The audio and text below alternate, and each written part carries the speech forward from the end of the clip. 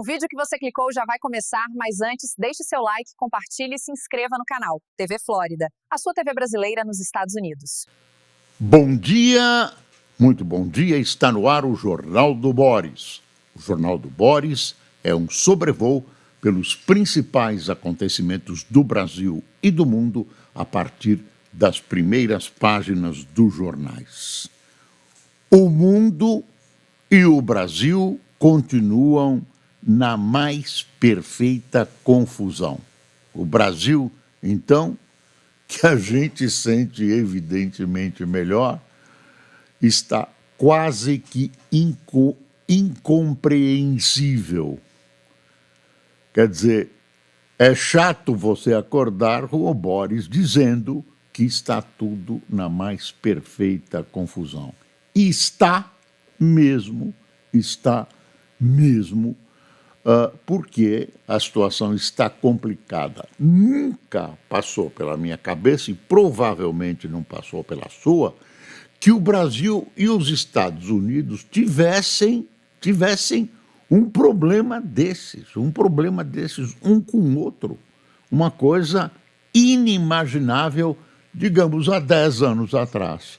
Mesmo dentro do governo Lula, que não prima pela amizade com os Estados Unidos, nem nunca primou, Dilma, etc, etc.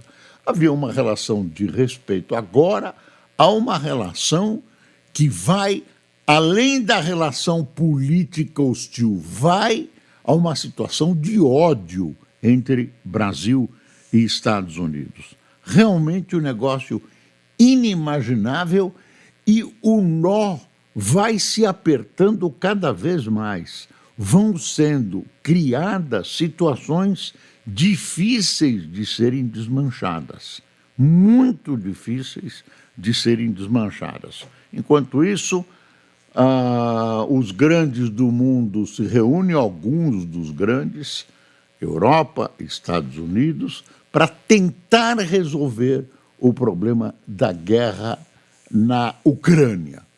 Essa guerra na Ucrânia não é limitada, parece limitada ao território da Ucrânia e da Rússia. Não é.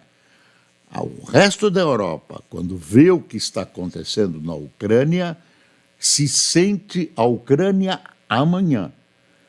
Ninguém pode garantir, nem o próprio Putin, ele garante, mas ninguém acredita nele, que a Rússia, se for vencedora desse episódio, se conseguir territórios ucranianos, ninguém garante que a Rússia não decida avançar sobre outros países que outrora formaram um grande império, o Império Russo, que depois virou União Soviética, áreas que pertenciam à Rússia, áreas que eram áreas de influência da Rússia. E aí eu cito a Polônia, a Finlândia. A Finlândia tem uma fronteira de mais de 1.000 quilômetros com a Rússia, Suécia, Noruega, Letônia, Lituânia, enfim, esse sonho da Rússia, que já é o maior país do mundo, de restaurar aquele império em que Moscou domina. Essa história de que a União Soviética era uma união é conversa. Esses países todos que faziam a União Soviética, inclusive a Ucrânia, eram tributários da Rússia, eram escravos da Rússia, inclusive sob o aspecto cultural. Eu estive na Ucrânia e um dos ódios que eu vi no último ano do comunismo na Rússia, um dos ódios que eu vi dos ucranianos contra os russos era a imposição de cultura russa, o ensino obrigatório de russo nas escolas, o abandono lento, porém extremamente pesado da língua e da cultura ucraniana. Tem uma literatura, tem uma língua e tal. E a Rússia usa a Ucrânia para dizer que ela é o berço de todas as Rússias, que as coisas começaram ali. Ela usa a história, né, a favor de um império russo gigantesco. Por sinal, a Rússia é o maior país da Europa. Vocês sabem que é o segundo maior país da Europa? Qual? Ucrânia. A Ucrânia é o segundo país maior da Europa. E tem terras férteis, tem minerais preciosos, enfim, é um belo armazém, um belo fornecedor de matérias-primas para qualquer potência. Isso é uma divagação. Isso é uma divagação porque a gente exatamente não sabe o que está acontecendo, se é alguém que sabe. E a pergunta é a seguinte: Trump é confiável? Não sei. Putin é confiável? Eu sei. Não é confiável. Não é confiável.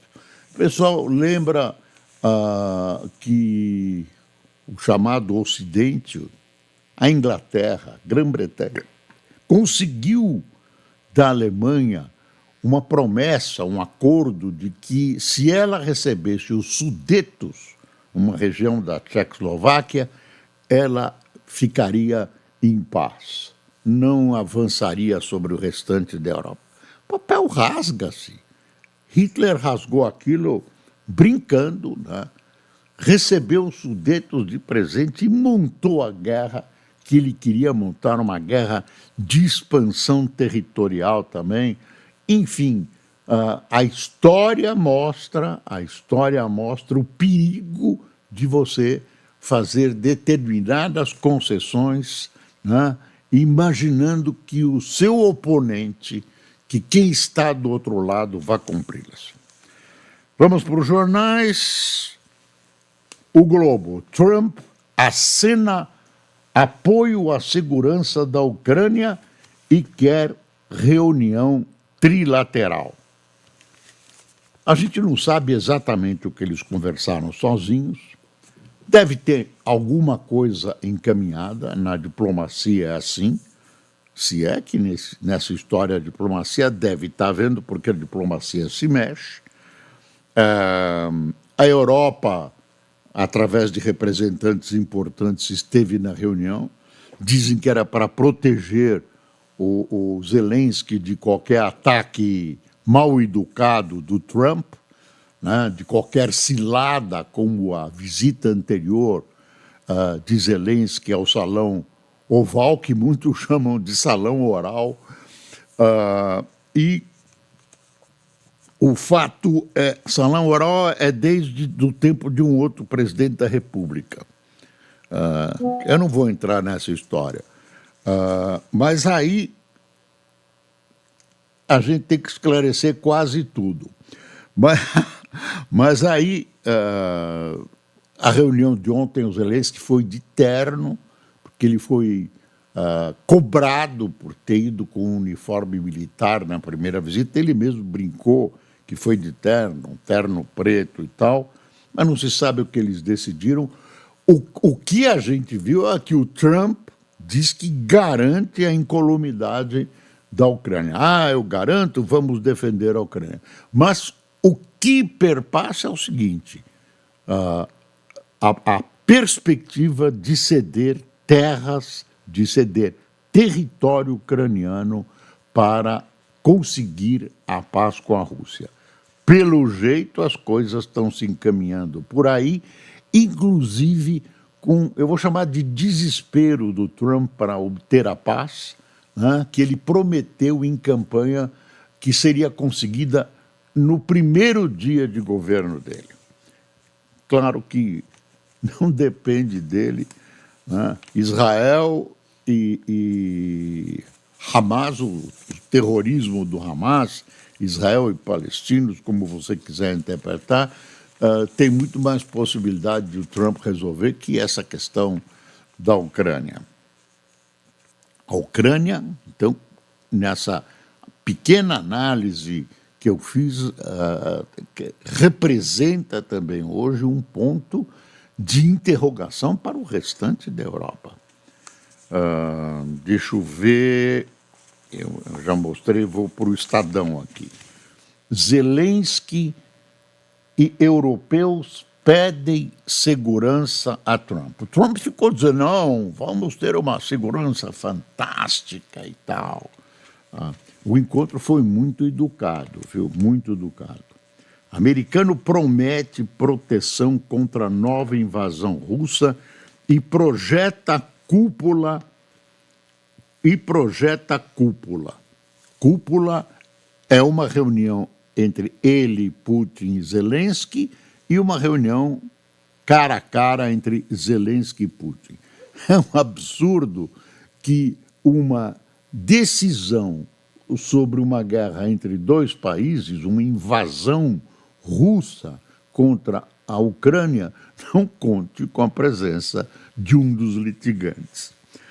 Bom, o presidente dos Estados Unidos disse, diante de líderes europeus, ter iniciado negociações para uma reunião entre Putin e o presidente ucraniano, e depois uma trilateral que o inclua.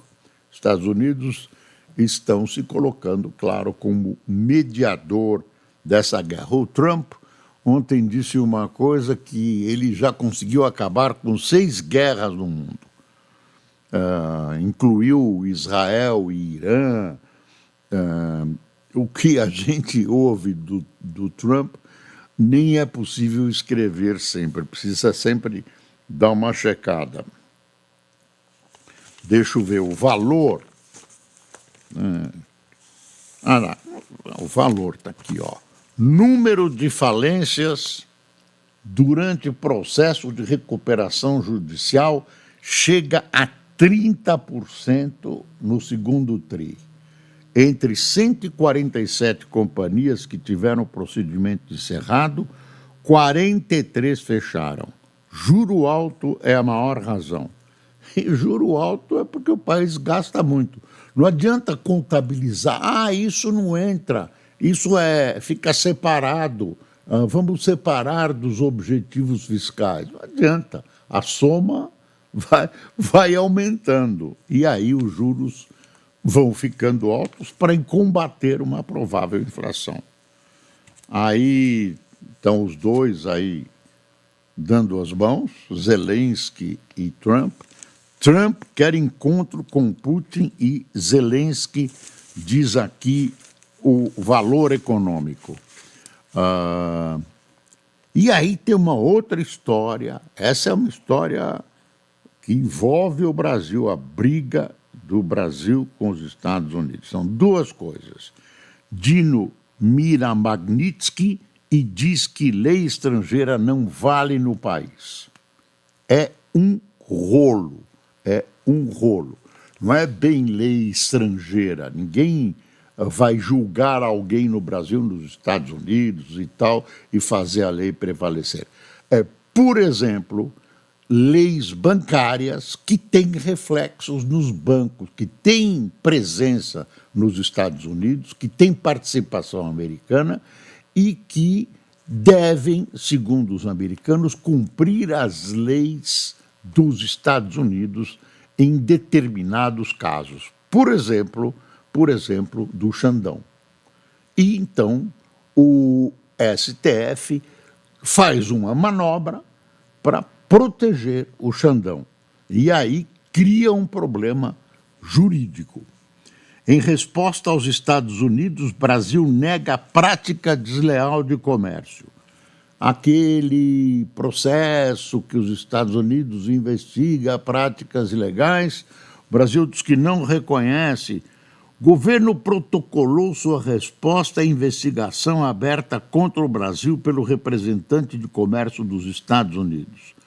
No documento, defende que as alegações apresentadas pelo USTR são improcedentes e que, portanto, a premissa de prejuízo ao comércio dos Estados Unidos é inverídica. Se você chegou até aqui, é um bom sinal. Para assistir os vídeos completos, acesse nosso site ou baixe nosso aplicativo totalmente grátis.